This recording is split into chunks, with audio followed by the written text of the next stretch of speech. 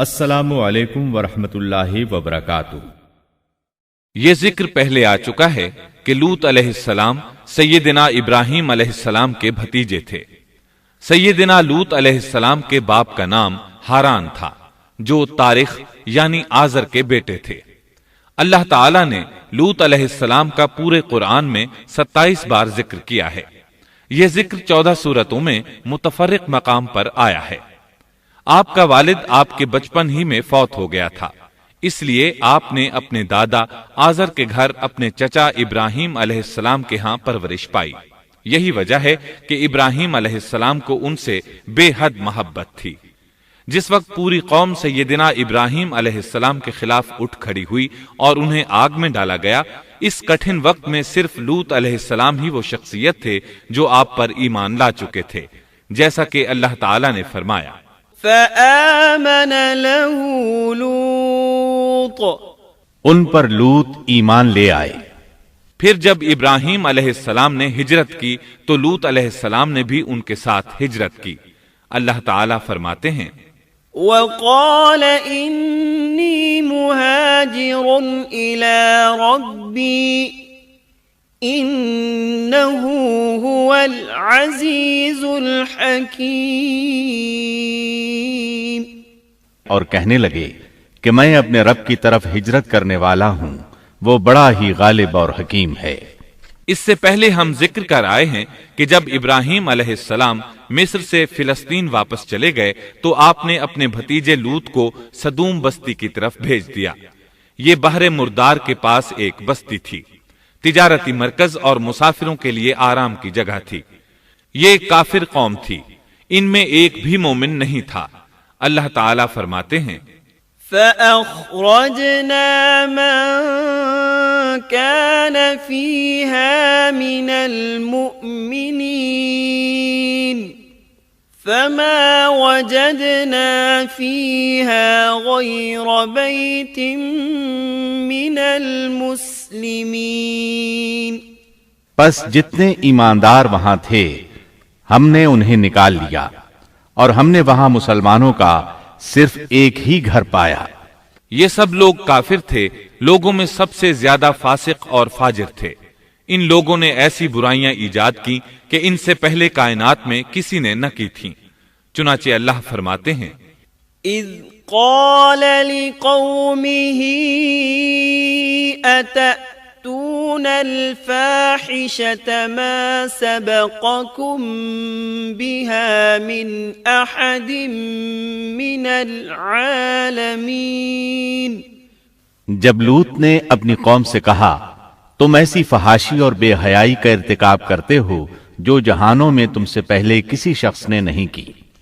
پھر اللہ فرماتے ہیں انکم لتأتون الرجال شہوة من دون النساء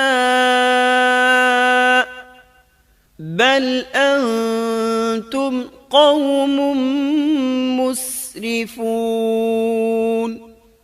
کیا تم عورتوں کو چھوڑ کر مردوں سے حاجت پوری کرتے ہو، بلکہ تم حد سے بڑھنے والی قوم ہو۔ اس کام یعنی اغلام بازی اور جنسی بے راہ روی کو قوم لوط نے شروع کیا، لیکن بعض کہتے ہیں یہ تو فطری چیز ہے اور بعض کہتے ہیں یہ جنات سے شروع ہوئی۔ بہرحال یہ فسق و فجور اور گھناؤنا جرم اسی قوم سے شروع ہوا۔ فرشتوں کی زبانی اللہ تعالیٰ نے فرمایا اِنَّا أُرْسِلْنَا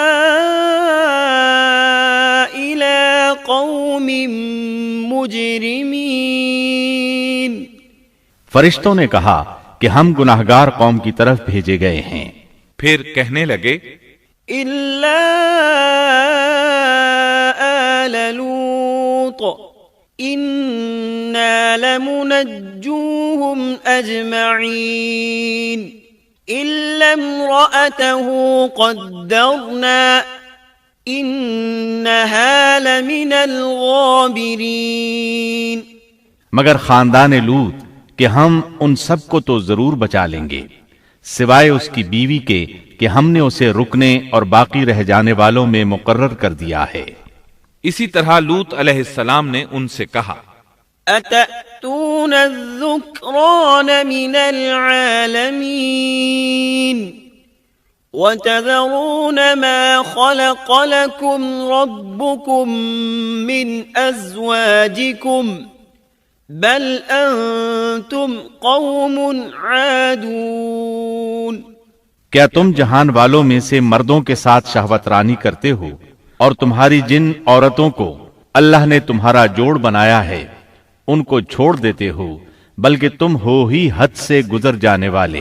اللہ تعالیٰ نے قرآن میں کتنے ہی مقامات پر اس گناہ کی برائی اور قباحت بیان فرمائی ہے، اس لیے کہ یہ نہایت سنگین اور گھناؤنا جرم ہے۔ اللہ تعالیٰ فرماتے ہیں وَلُوطًا إِذْ قَالَ لِقَوْمِهِ أَتَأْتُونَ الْفَاحِشَةَ وَأَنْتُمْ تُبْصِرُونَ أَإِنَّكُمْ لَتَأْتُونَ الرِّجَالَ شَهْوَةً مِّن دُونِ النِّسَاءِ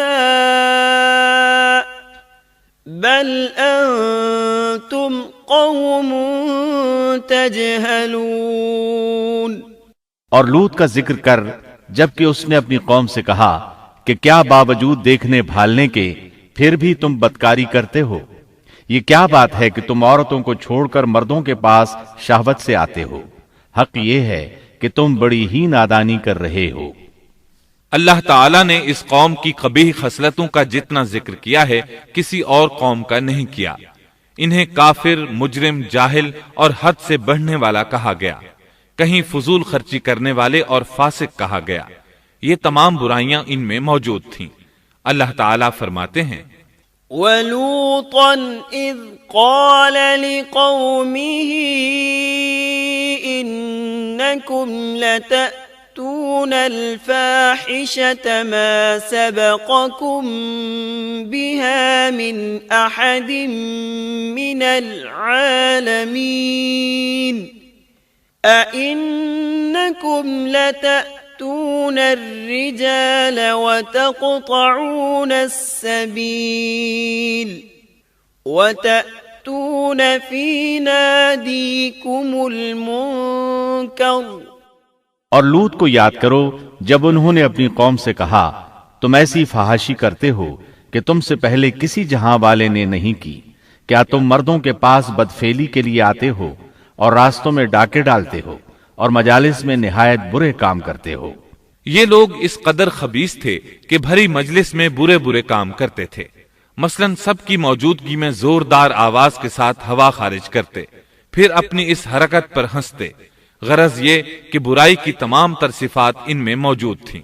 لوط علیہ السلام پھر بھی انہیں سمجھاتے رہے لیکن وہ جھٹلاتے ہی رہے۔ اللہ تعالیٰ فرماتے ہیں كذبت قوم لوط المرسلين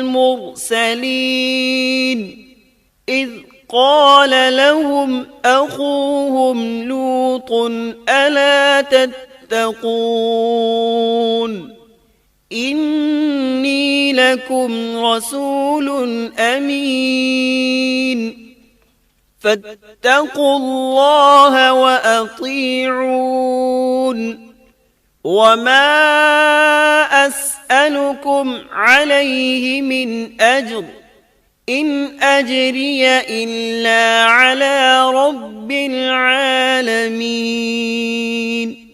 قوم لوط نے پیغمبروں کو جھٹلایا جبکہ ان کے بھائی لوط نے ان سے کہا کہ تم اللہ کا خوف نہیں رکھتے۔ میں بلا شبہ تمہاری طرف امانت والا پیغمبر ہوں، البتہ اللہ سے ڈرو اور میری اطاعت کرو، اور اس کام پر میں تم سے کوئی اجرت اور مزدوری نہیں چاہتا۔ میرا اجر تو صرف اور صرف جہانوں کو پالنے والے کے ذمے ہے۔ انبیاء کا مشن ہی یہ ہوتا ہے کہ تبلیغ کرتے رہیں، لہٰذا لوط علیہ السلام دعوت دیتے رہے، لیکن دعوت کے نتیجے میں قوم کا رد عمل کیا تھا اللہ نے اس کا بھی ذکر کیا ہے۔ فرمایا فما كان جواب قومه إلا أن قالوا ائتنا بعذاب الله إن كنت من الصادقين۔ پس اس کی قوم کا جواب یہی ہوتا کہ اللہ کا عذاب لے آ اگر تو سچا ہے۔ اسلام دشمن اور کافر قوموں کا جواب یہی ہوتا ہے۔ قوم عاد اور قوم سمود نے بھی یہی جواب دیا تھا۔ دوسری آیت میں ہے وَلَقَدْ أَنذَرَهُمْ بَطْشَتَنَا فَتَمَارَوْا بِالنُّذُرِ، لوط نے انہیں ہماری پکڑ سے ڈرایا، یعنی انہوں نے کہا اے قوم اللہ کی پکڑ سے اور عذاب سے بچ جاؤ، محتاط ہو جاؤ، اس کی لاٹھی بے آواز ہے، لیکن وہ ڈرانے والوں سے بھی جھگڑتے ہی رہے۔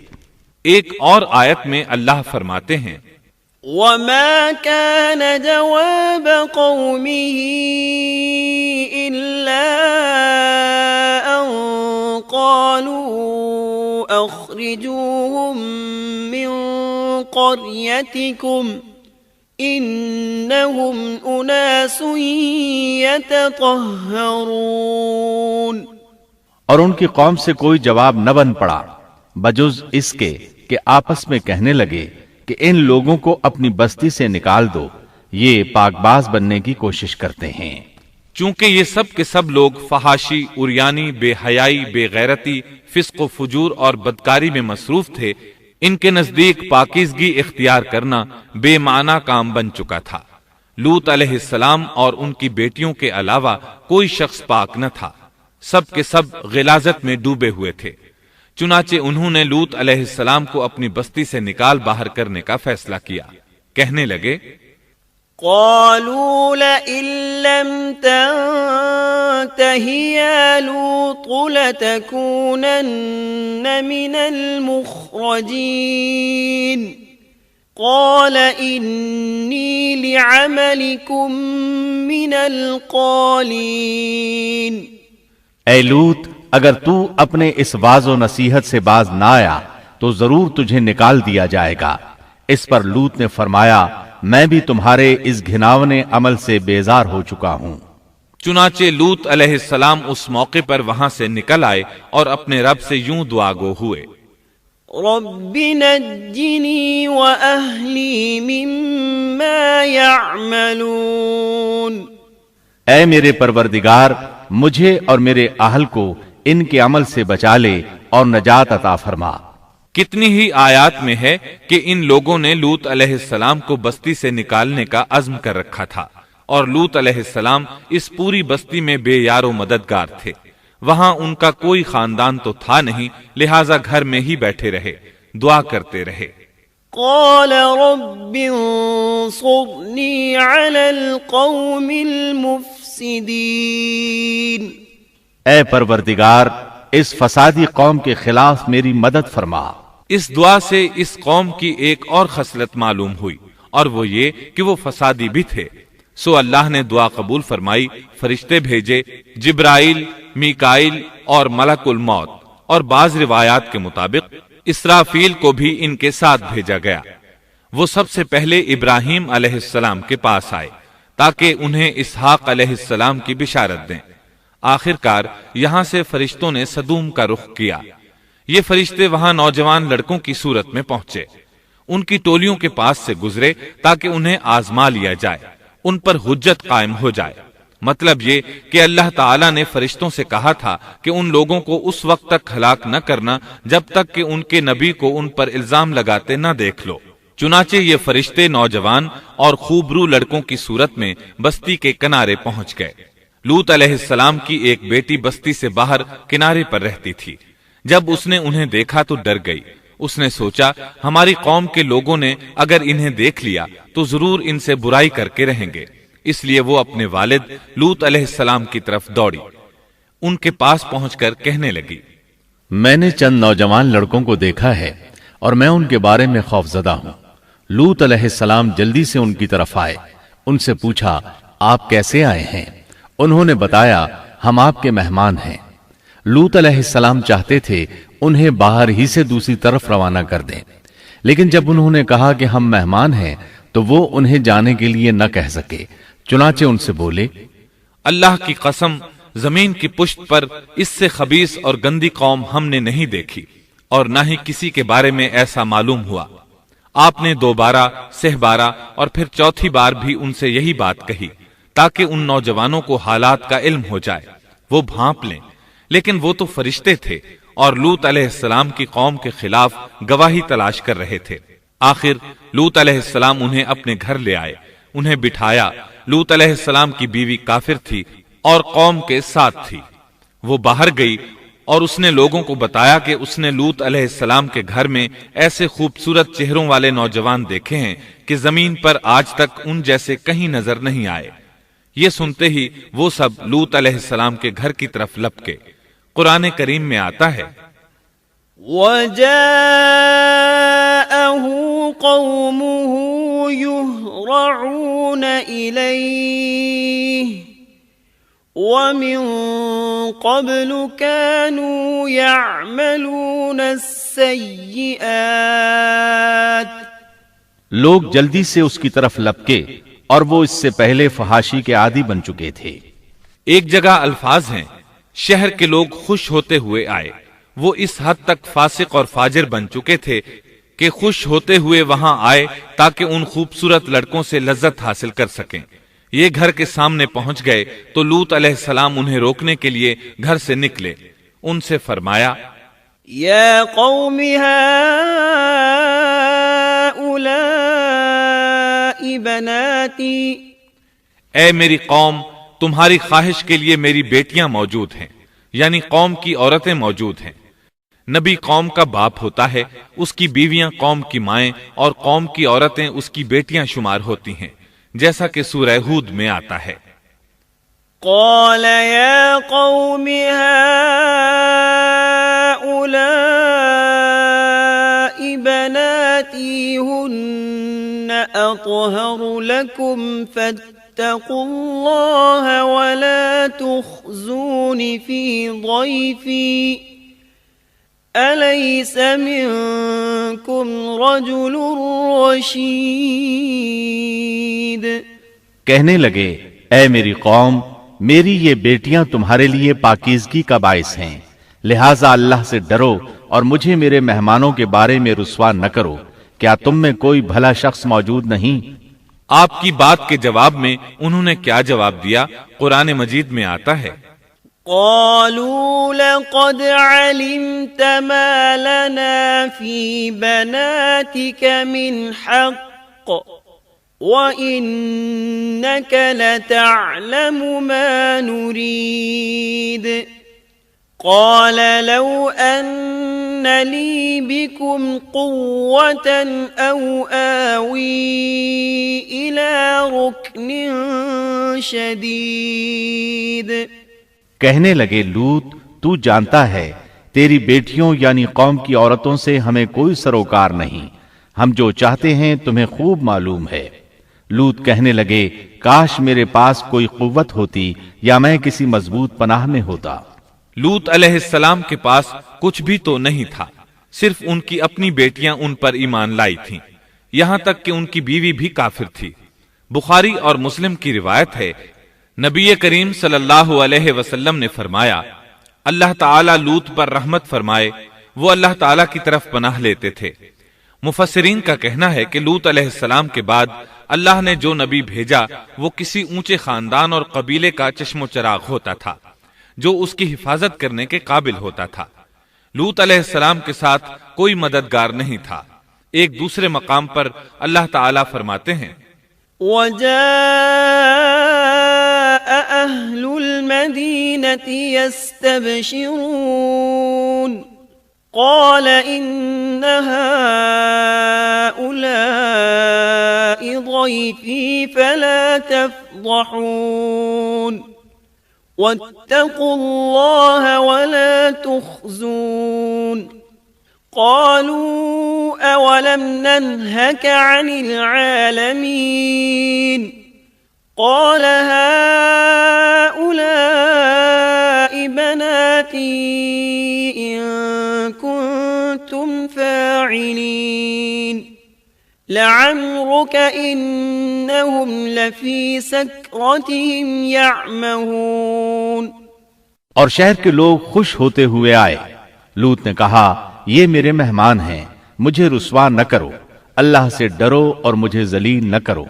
انہوں نے کہا کیا ہم نے تجھے جہان والوں کے بارے میں منع نہیں کیا؟ یعنی انہوں نے آپ کو تبلیغ وغیرہ سے بھی روک دیا تھا۔ لوط نے کہا اگر خواہش پوری کرنا چاہتے ہو تو میری بیٹیاں یعنی قوم کی عورتیں موجود ہیں، ان سے کر لو۔ اے پیغمبر تیری عمر کی قسم وہ لوگ اپنی مدہوشی میں مست تھے۔ اللہ تعالیٰ نے کسی انسان کی عمر کی قسم نہیں کھائی سوائے نبی کریم صلی اللہ علیہ وسلم کے، اور یہ اعزاز آپ کے شرف، عزت اور تکریم پر دلیل ہے۔ اب ان لوگوں نے گھر میں داخل ہونے کی تیاری کر لی۔ ادھر لوط علیہ السلام نے اپنے تینوں مہمانوں کی طرف دیکھا۔ آپ ان کے لیے فکر مند تھے، لیکن وہ یہ دیکھ کر حیران ہوئے بغیر نہ رہے کہ وہ تینوں بالکل بے فکر بیٹھے تھے۔ اس وقت کی کیفیت اللہ تعالیٰ نے قرآن مجید میں یوں بیان فرمائی ہے، قال انکم قوم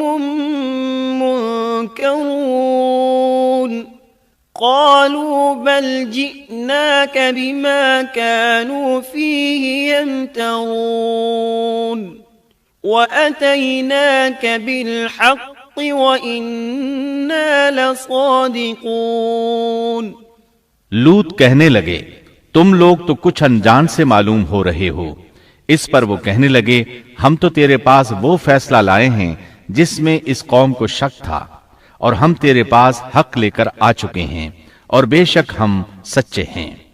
سورۃ العنکبوت میں اللہ تعالیٰ فرماتے ہیں، وقالوا لا تخف ولا تحزن إنا منجوك وأهلك إلا امرأتك كانت من الغابرين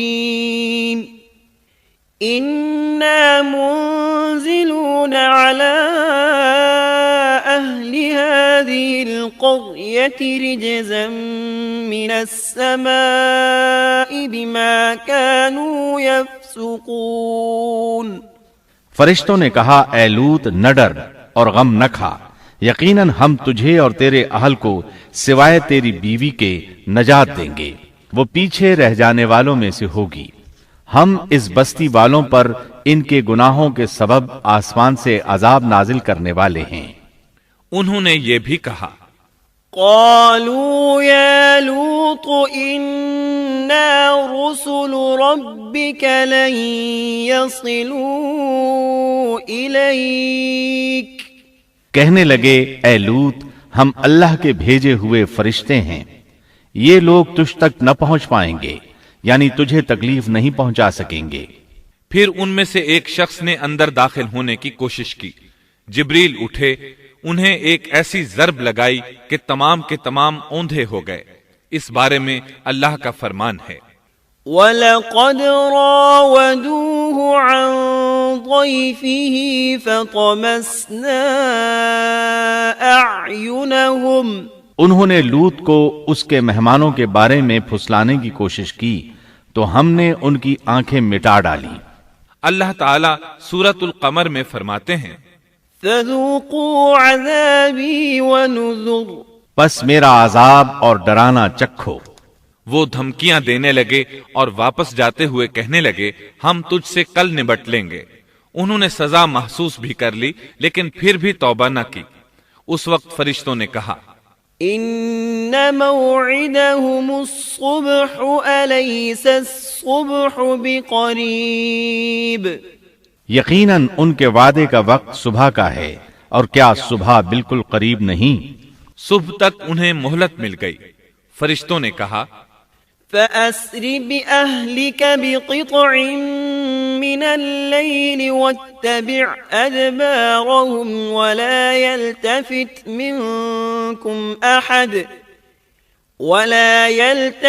مِنكُمْ أَحَدٌ وَامْضُوا حَيْثُ تُؤْمَرُونَ وَقَضَيْنَا إِلَيْهِ ذَلِكَ الْأَمْرَ أَنَّ دَابِرَ هَؤُلَاءِ مَقْطُوعٌ مُصْبِحِينَ۔ اے لوط اپنے اہل کو رات کے حصے میں لے کر نکل جا اور ان کے پیچھے پیچھے تو چل، اور تم میں سے کوئی پیچھے مڑ کر نہ دیکھے، اور جہاں تمہیں حکم ہو چلے جاؤ، اور ہم نے اسے وہ فیصلہ سنا دیا کہ صبح ہوتے ہی اس قوم کی جڑ کاٹ دی جائے گی۔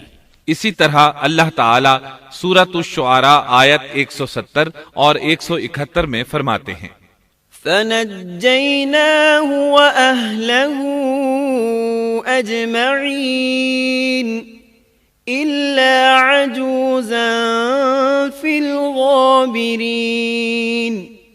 ہم نے اسے اور اس کے تمام اہل کو نجات دی سوائے اس کی بیوی کے جو پیچھے رہنے والوں میں سے تھی۔ سورۃ القمر میں اللہ تعالی فرماتے ہیں، إلا آل لوط نجيناهم بسحر نعمة من عندنا كذلك نجزي من شكر۔ تمام ہلاک ہو گئے سوائے لوط کی آل کے، انہیں ہم نے صبح سحری کے وقت یعنی رات کے آخری حصے میں نجات دی، یہ ہمارا احسان تھا، اور اسی طرح ہم شکر گزاروں کو بدلہ دیتے ہیں۔ چنانچہ لوط علیہ السلام نکل کھڑے ہوئے، ان کے ساتھ ان کی صرف 2 بیٹیاں تھیں، وہ بستی سے نکل گئے، پھر صبح ہوئی، روشنی پھیلنے لگی تو عذاب آ گیا۔ وَلَقَدْ صَبَّحَهُم بُكْرَةً عَذَابٌ مُسْتَقِرٌّ فَذُوقُوا عَذَابِي وَنُذُرِ۔ اور صبح سویرے ہی انہیں ٹھہرنے والے عذاب نے آ لیا، پس تم میرے عذاب اور ڈرانے کا مزہ چکھو۔ یہ عذاب کیسا تھا؟ جبریل علیہ السلام آئے، اپنا پر زمین کے نیچے داخل کیا، اس مکمل بستی کو اکھیڑا اور آسمان کی طرف اٹھا کر لے گئے۔ کہا جاتا ہے کہ فرشتوں نے اس بستی کے مرغوں کی اذان اور کتوں کے بھونکنے کی آوازیں سنی، اور لوگوں نے فرشتوں کی تسبیح سن لی۔ جبریل علیہ السلام نے ایک چیخ ماری، سب بجھی ہوئی آگ کی طرح ہو گئے، پھر مکمل بستی کو پکڑ کر الٹا دیا، ہر ایک کے لیے آسمان میں پتھر تیار تھا، بہرحال اس کو زمین پر دے مارا۔ اللہ تعالیٰ سورہ ہود میں فرماتے ہیں، فَلَمَّا جَاءَ أَمْرُنَا جَعَلْنَا عَالِيَهَا سَافِلَهَا وَأَمْطَرْنَا عَلَيْهَا حِجَارَةً مِّن سِجِّيلٍ مَّنضُودٍ مُّسَوَّمَةً عِندَ رَبِّكَ وَمَا هِيَ مِنَ الظَّالِمِينَ بِبَعِيدٍ۔ پس جب ہمارا حکم آیا تو ہم نے اس کا اوپر والا حصہ نیچے کیا اور ان پر کنکریلے پتھر برسائے جو تہ بتہ تھے، تیرے رب کی طرف سے نشاندار تھے، اور وہ ان ظالموں سے کچھ دور نہیں تھے۔ سورۃ الحجر میں اللہ فرماتے ہیں، فَأَخَذَتْهُمُ الصَّيْحَةُ مُشْرِقِينَ فَجَعَلْنَا عَالِيَهَا سَافِلَهَا وَأَمْطَرْنَا عَلَيْهِمْ حِجَارَةً مِّن سِجِّيلٍ۔ روشنی ہوتے ہی انہیں بڑے زور کی چیخ نے پکڑ لیا، پھر ہم نے اس کا بلند حصہ نیچے کیا اور ان پر کنکر والے پتھر برسائے۔ سورۃ الشعراء میں اللہ فرماتے ہیں، وَأَمْطَرْنَا عَلَيْهِمْ مَطَرًا فَسَاءَ مَطَرُ الْمُنذَرِينَ۔ إِنَّ فِي ذَلِكَ لَآيَةً وَمَا كَانَ أَكْثَرُهُم مُؤْمِنِينَ وَإِنَّ رَبَّكَ لَهُوَ الْعَزِيزُ الرَّحِيمُ۔ اور ہم نے ان پر ایک خاص قسم کا می برسایا، پس بہت ہی برا می تھا جو ڈرائے گئے ہوئے لوگوں پر برسا۔ یہ ماجرا بھی سراسر عبرت ہے، ان میں سے بھی اکثر مسلمان نہ تھے۔ بے شک تیرا پروردگار وہی ہے، غلبے والا، مہربانی والا۔ سورۃ النجم میں اللہ فرماتے ہیں، وَالْمُؤْتَفِكَةَ أَهْوَىٰ فَغَشَّاهَا مَا غَشَّىٰ فبأي آلاء ربك تتمارى هذا نذير من النذر الأولى اور اس نے الٹائی ہوئی بستیاں گرا دی، پھر ان کو اس چیز سے ڈھانپا جس سے بھی ڈھانپا، مطلب یہ کہ ان پر پتھروں کی بارش برسائی، پس تم اپنے رب کی کون کون سی نعمتوں میں جھگڑو گے۔ یہ شخص بھی پہلے ڈرانے والوں کی طرح ایک ڈرانے والا ہے۔ اس طرح یہ بستی سدوم بحر مردار کے علاقے میں تہس نہس ہو گئی، اور اس کے آثار و نشانات قیامت تک کے لیے چھوڑ دیے گئے ہیں۔ ان نشانات کو اسی لیے باقی چھوڑا گیا ہے کہ سارا جہان ان کو دیکھ کر عبرت پکڑے، فحاشیوں سے باز آ جائے، خاص طور پر سب سے بڑی فحاشی جو قوم لوط کا عمل تھا اس سے باز آ جائیں۔ سیدنا لوط علیہ السلام کے اس قصے میں قرآن حکیم اور احادیث نبوی سے یہ بات ثابت ہوتی ہے کہ سیدنا لوط علیہ السلام جس قوم کی طرف مبعوث کیے گئے تھے وہ قوم اخلاق کے اعتبار سے بالکل ختم ہو چکی تھی، اور اب اس کی اصلاح ناممکن ہو چکی تھی۔ اس قوم نے اپنے جرم کو جرم بھی نہیں سمجھا تھا۔ عام مقامات پر اعلانیہ بے حیائی کرنا ان کا مشغلہ تھا۔ یہ ایسا عمل تھا جس کی ماضی میں کوئی نظیر نہیں ملتی۔ مردوں کا مردوں سے اختلاط اور عورتوں کا عورتوں سے، یہ ایسا فعل تھا جو جنگل کے وحشی جانور بھی نہیں کرتے۔ یہی وجہ تھی کہ یہ قوم اپنے میں سے کچھ نیک لوگوں کو بھی برداشت نہیں کرتی تھی۔ وہ انہیں نیکی اور شرافت کی دعوت دیتے تھے، اسی لیے وہ ان کے سخت مخالف ہو گئے تھے۔ قرآن کریم نے اس قوم کے 3 بڑے جرائم کا ذکر کیا ہے۔ یہ کہ تم مردوں سے بدفعلی کرتے ہو، مسافروں کو لوٹ لیتے ہو، عام مجلسوں میں اعلانیہ فحاشی کرتے ہو۔ ان 3 گناہوں میں سے سب سے پہلا گناہ بدترین گناہ تھا۔ یہ گناہ اس قوم سے پہلے کسی نے نہیں کیا تھا، گویا وہ اس گناہ کو ایجاد کرنے والے تھے، اور یہ گناہ زنا سے بھی زیادہ شدید ہے۔ قرآن کریم اور احادیث کی روح سے اغلام بازی ایک بدترین گناہ ہے۔ احادیث میں اس گناہ کی مختلف سزائیں آئی ہیں۔ ایک روایت میں ہے کہ فاعل اور مفعول دونوں کو قتل کر دو۔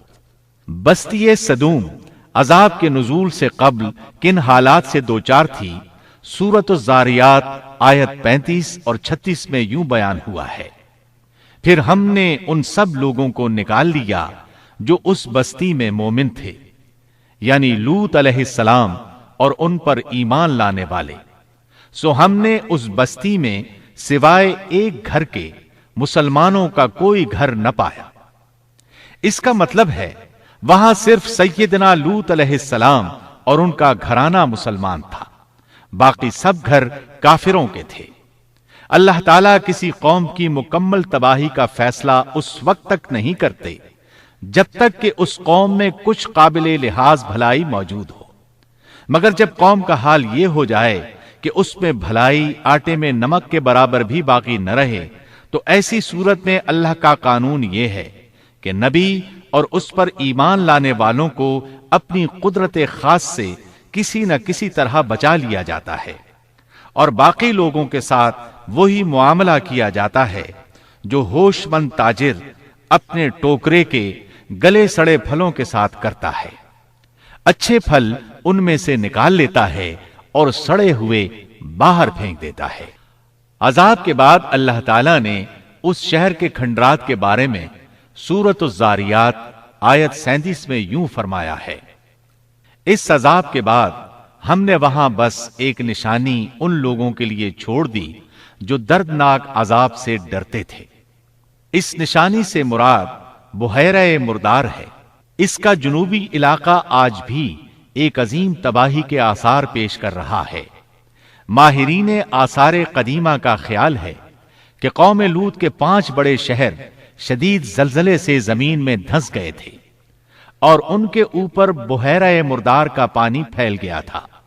اس خیال کی وجہ یہ بتائی جاتی ہے کہ بحیرہ مردار کا وہ حصہ جو اللسان نامی جزیرے کے جنوب میں واقع ہے، وہ صاف طور پر بعد میں پیدا ہوا ہے، اور قدیم بحیرہ مردار کے جو آثار اس جزیرے کے شمال میں نظر آتے ہیں وہ جنوب میں پائے جانے والے آثار سے بالکل مختلف ہیں۔ ماہرین آثار قدیمہ نے اس سے یہ بات اخذ کی ہے کہ جنوب کا حصہ پہلے اس بحیرہ کی سطح سے بلند تھا، بعد میں زلزلے سے دھنس کر زمین کے نیچے چلا گیا۔ اس دھنسنے کا زمانہ بھی 2000 برس قبل مسیح کے قریب معلوم ہوتا ہے، اور یہ زمانہ تاریخ کے اعتبار سے سیدنا ابراہیم علیہ السلام اور سیدنا لوط علیہ السلام کا زمانہ ہے۔ 1965 عیسوی میں آثار قدیمہ کی ایک امریکی ٹیم کو اللسان جزیرے پر ایک بہت بڑا قبرستان ملا۔ اس میں 20,000 سے زائد قبریں تھیں۔ اس سے اندازہ ہوتا ہے کہ قریب ہی کوئی بڑا شہر آباد تھا۔ اس لیے عین ممکن ہے کہ جس شہر کا یہ قبرستان ہے وہ بحیرہ میں غرق ہو چکا ہو۔ بحیرہ کے جنوب میں جو علاقہ ہے اس میں اب بھی ہر طرف تباہی کے آثار موجود ہیں، اور زمین میں گندھک، رال، کول تار اور قدرتی گیس کے اتنے بڑے ذخائر پائے گئے ہیں کہ ان کو دیکھ کر یقین ہو جاتا ہے کہ کسی وقت بجلیوں کے گرنے سے یا آتش فشاں کا لاوا نکلنے سے یہاں آگ پھٹ پڑی تھی۔ اللہ تعالیٰ سورہ ہود کی آیت 83 میں ارشاد فرماتے ہیں، پتھراؤ کا یہ عذاب آج بھی ظالموں سے دور نہیں۔ مطلب یہ کہ جو قوم اس قوم کی طرح ظلم اور بے حیائی پر جم جائے وہ اپنے آپ کو اس جیسے عذاب سے دور نہ خیال کرے۔